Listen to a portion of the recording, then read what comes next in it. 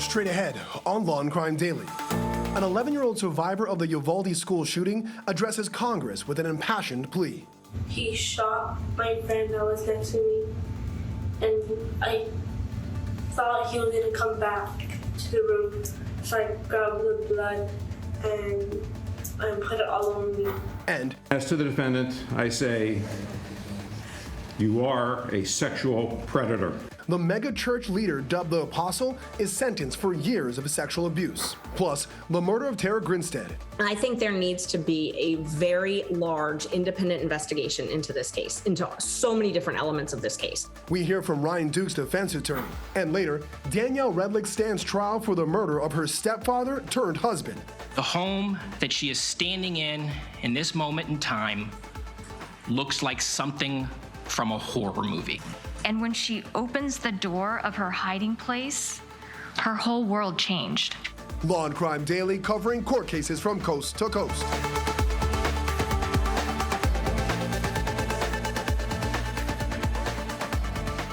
Welcome everyone to Law&Crime Daily. I'm your host, Brian Buckmeyer. Survivors and parents of the victims of the deadly mass shooting in Uvalde, Texas, which left 21 people dead, are demanding action, taking their concerns before Congress. 19 students and 2 teachers were shot and killed on May 24th when an 18-year-old gunman opened fire in the school. 17 others were injured. The gunman used an AR-15 style rifle to shoot and injure his grandmother before making his way to the school. He entered through an unlocked side door and remained inside for more than an hour as multiple students inside the building called 911. He was later shot and killed by Border Patrol agents. Police response to the incident has been a point of contention, re-sparking nationwide conversations about gun laws. A couple who lost their daughter in the shooting delivered remarks via video conference presenting a list of gun reform policy changes to a House committee on Wednesday, calling on Congress to ban assault rifles, pass red flag laws, and install stronger background checks, among others. An 11-year-old who survived the shooting told the committee she doesn't feel safe in school anymore. Miah Cerrillo shared her story recounting covering herself in her classmates' blood in order to appear dead when the gunshots rang out. She went to go lock the door, and he was in the hallway, and they made eye contact. And then she went back in the room and she told us, go hide. Then he shot the little window, and then he went to the other classroom, and then he went. There's a door between our classrooms, and he went to there and shot my teacher and told my teacher goodnight and shot her in the head. When I went to the barracks, he shot my friend that was next to me, and I thought he was going to come back to the room, so I grabbed the blood and put it all over me. If there was something that you want people to know about that day and about you, right? Or things that you want different, what would it be? To have security. Do you feel safe at school? Why not? Because I don't want it to happen again. I know I said it already, but let that sink in. An 11-year-old had the presence of mind to choose life over death and cover herself with her classmates' blood just to survive. I was hoping for change here. Well, joining us today is criminal defense attorney Mike Koribanics and co-host Terry Austin. Mike, one of the major pushes is to raise the age for assault rifles or those type of weapons from 18 to 21. But Kentucky Representative James Comer argued if an 18-year-old in the military can have it, then a law-abiding 18-year-old should also be. Does that make any sense? That is absolutely senseless, dangerous, and reckless, in my opinion. I think that people in the military are trained. They are in the military. They have to follow commands. They're not people who are 18 on the street and things of that nature. I wish that whoever wants to say things like that would sit down and let the parents of the people who experience this horror ask them questions, and they answer the questions those people have, rather than just spreading things that look like the military isn't disciplined and things of that nature. It's a whole different world, the military and out in the streets. Yeah, let's give 18-year-olds tanks and RPGs. That'll be fine too. Terry, this was an emotional testimony. Do you think it will make a difference? You know, I do think it's making a difference. This was a divided House vote that was influenced by this testimony. And also, we also saw that there was a pediatrician who also testified, and he said that the bodies of these children were literally pulverized and decapitated. And ultimately, the House did pass in a very slim margin a law that would ban some of these automatic rifles and some of these large magazines. But listen, it still has to go to the Senate, and there's no guarantee at all whatsoever that that's going to pass. Well, we'll be keeping eyes on that as it progresses through the different chambers. Thank you both. Still ahead on Law and Crime Daily, weeks after an acquittal in the murder of Tara Grinstead, we hear from Ryan Duke's attorney. But first, a sentence is handed down for the so-called apostle and leader of the Los Angeles area megachurch.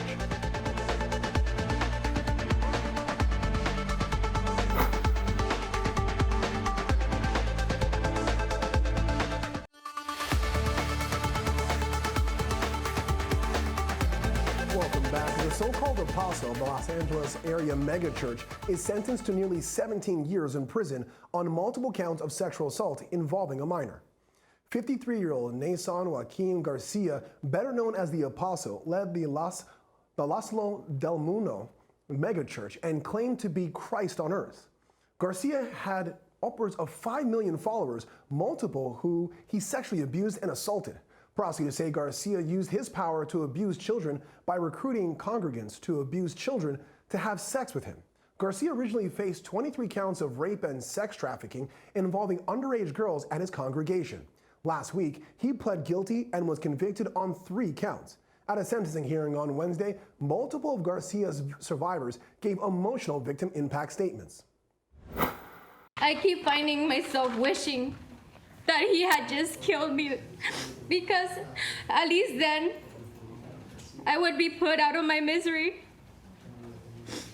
that I feel now, and I know I will feel for the rest of my life. Naasón Joaquín, he took everything from me. He took away my family. He took away my friends. He took away my trust and my innocence. And now, all I'm left with are broken and ugly pieces of memories of what he did to me for so many years. In the end, the judge called Garcia a sexual predator, saying his hands were tied and giving a shorter sentence. I've never ceased to be amazed at what some people do in the name of religion, and how lives are ruined in the guise of serving a supreme being. As to the Jane Does, at this point, I apologize, my hands are tied. Lawyers do what lawyers do, and at this point my hands are tied. But I further want to tell all the Jane Does that the world has heard you. I promise you that. As to those family members that have abandoned the Jane Does, shame. Shame on you. And as to the defendant, I say, you are a sexual predator. Powerful words. Terry, 16 counts dismissed, including rape of a child, and only guilty on 3 counts for a little over 16 years. How and why does that work with these facts? It is very difficult, and you heard those individuals in the courtroom crying when the judge said what he had to say. But listen, now we can avoid a long trial, and we have him pleading guilty to 3 counts, 2 forcible oral copulation on a minor, 1 count of committing a lewd act on a minor. It's a difficult case to prosecute because the victims literally were told that if they went against Garcia's desires, they were going against God. And so putting them on the stand would have been very difficult. But listen, he has the support of the church. And again, the prosecution would have a hard time trying to prosecute this case. So I think the plea at the end of the day really did make sense, even though it was difficult. Yeah. Mike, families protested the plea deal, saying they were only made aware of it in the last minutes. And the judge said, as you saw there, that his hands were tied. But can't a judge reject a plea?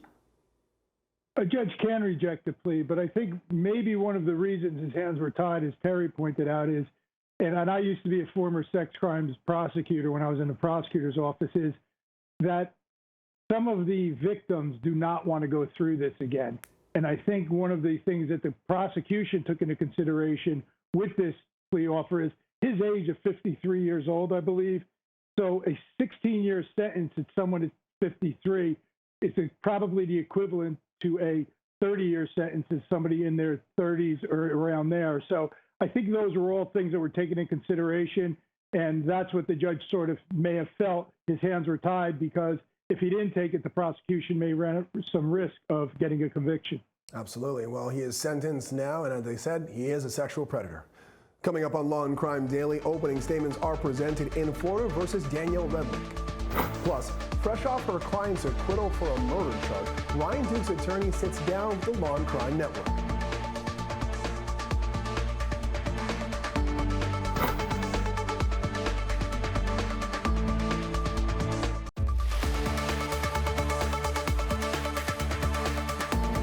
Welcome back. For the first time, we're hearing from the attorney of Ryan Duke just weeks after he was acquitted for the murder of Georgia beauty queen and teacher Tara Grinstead.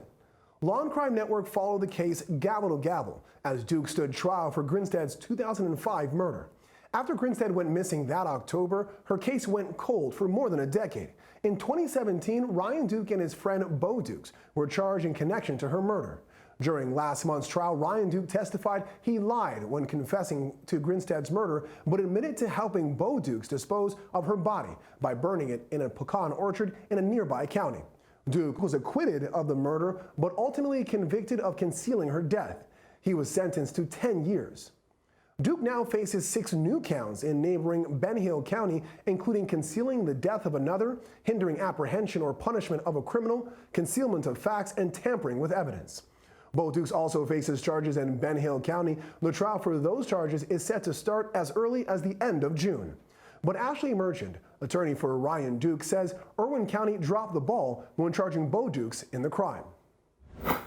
I hope that they take a very hard look at Bo. I don't at this point, though, think that they're going to charge him with murder. I think that what happened was they chose the person that they were going to try to take the blame for this, Ryan, and that was the horse, so to speak, and they put all of their eggs in that basket and they stuck with that. And now I think their credibility, if they were to charge Bo, would be very, very diminished because, you know, it would be a built-in defense. Like, didn't you charge someone else with this murder? It's unfortunate. I had hoped that they would choose a different path. We were able to find all of these women that Bo had victimized over the years and all of these things that could be brought in as what you'd call similar transactions or prior bad acts, and presented those to the state and presented them to the detective. And we're hoping that they would take a second look at this and hoping that they would change course and decide that maybe Ryan was not capable of doing this and they had the wrong person. They never chose to do that. I spoke with these women and they explained these encounters, and they would be bondage type situations, strangulation type situations, things at the orchard, things that would be highly relevant based on the facts of this case and that the state could have investigated and could have used had they chosen to investigate Bo Dukes. But they didn't. They didn't talk to these people. They didn't present them. They didn't present this case. They essentially put on blinders.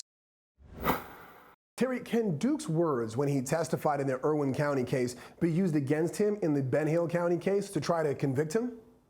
They could be used against him.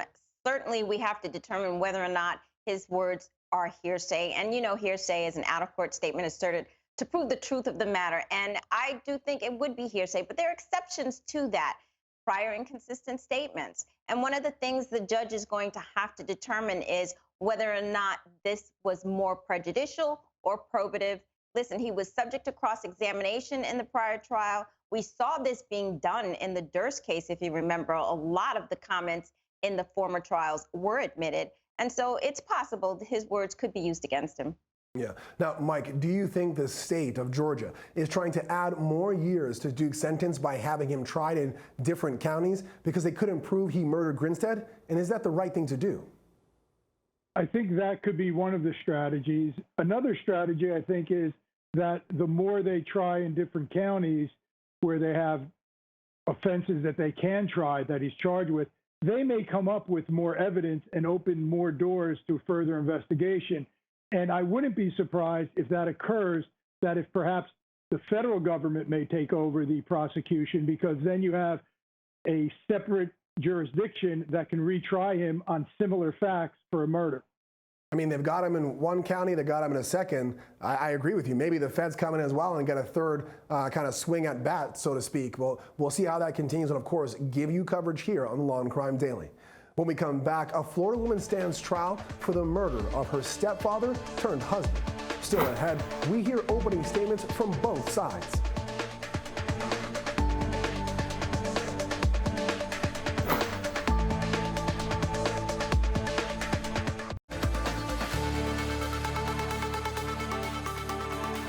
Welcome back to Law&Crime Daily. Opening statements are presented in a Florida courtroom as a woman stands trial for the stabbing death of her husband. When ex-NBA executive Michael Redlich died 3 years ago, his wife, Danielle Redlich, claimed he stabbed himself. Now she says she killed him in self-defense. Officials say the couple had a rocky relationship, which ended January 11th, 2019, with Michael's death. Danielle is charged with second-degree murder and tampering with evidence in his stabbing death. 911 calls reveal she initially told dispatchers her husband stabbed himself and had a heart attack after the two had an altercation. In opening statements, prosecutors told the jury Danielle waited 11 hours before calling for help while perusing a dating app. Prosecutors described the scene in detail when Michael's body was found on the morning of January 12, 2019. That defendant plunged a knife into the shoulder of Michael Redlich, which would cause him to bleed to death. The evidence will show that she engages in a significant but failed attempt to clean up the scene. You're going to see the photographs from when law enforcement arrived, everything that Ms. Redlich did to try to avoid responsibility, to try to make this seem like something that it wasn't. Blood-soaked towels, mops soaked in blood,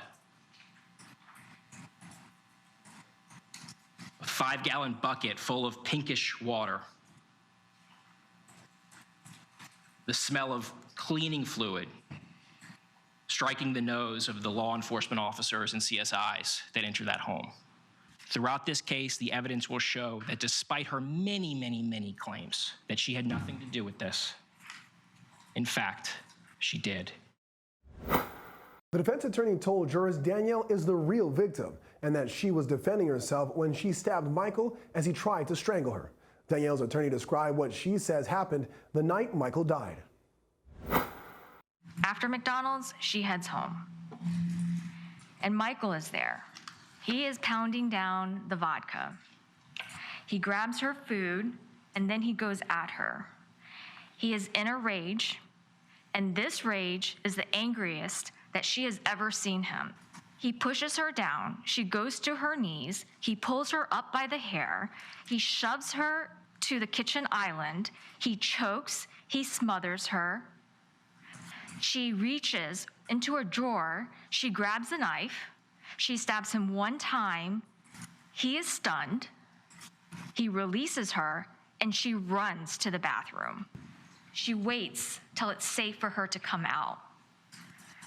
And when she opens the door of her hiding place, her whole world changed.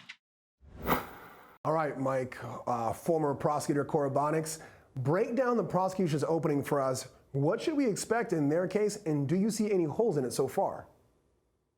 Well, I think their case is going to be very methodical, and they're going to have to show all the inconsistencies in her statement. I think this prosecutor seems very comfortable in his opening and the way he addresses the jury, and I think that's going to be very helpful in the way they're going to have to go through a lot of evidence here, because I'm sure there was a lot of things with blood and things of that nature. But I think they're going to have to The defense is going to have to explain about this choking because she went to a hospital. I hope they have an expert to show that she was choked. Hey, maybe the prosecution brings up the guys that she matched with on the dating app. That could be evidence too. But Terry, the defense's opening was interesting to say the least. From what I hear, it sounds like she may testify, but let's put that aside for a second. Do you think it raises any reasonable doubt with the jury in explaining what happened? You know, I do think that the defense's opening raised some doubt whether or not it was reasonable. What I think is the prosecution put on a, statement, and you really felt as though, wow, it had to be the way the prosecution is saying it, because she lied several times. She said at first he had a heart attack, then she said he stabbed himself, and now she's claiming self-defense. That alone is going to make the jury wonder. But the defense really did paint a picture of her being an abused wife and saying that the husband was an alcoholic, that he was violent. And I think that that is something for the jury to think about. Maybe they haven't convinced themselves already. Let's hope they keep an open mind. That's what they need to do. And perhaps she does have a viable self-defense argument here. So we'll have to see what the evidence shows. So far, we've seen lots of witnesses who are police officers, and there is a lot of evidence, as we've just said. Yeah. With that opening, though, it suggests the only way they get that evidence in is if she testifies. Well, we'll see. Well, thank you for joining us here on Law and Crime Daily. We'll see you next time as we discuss justice in America.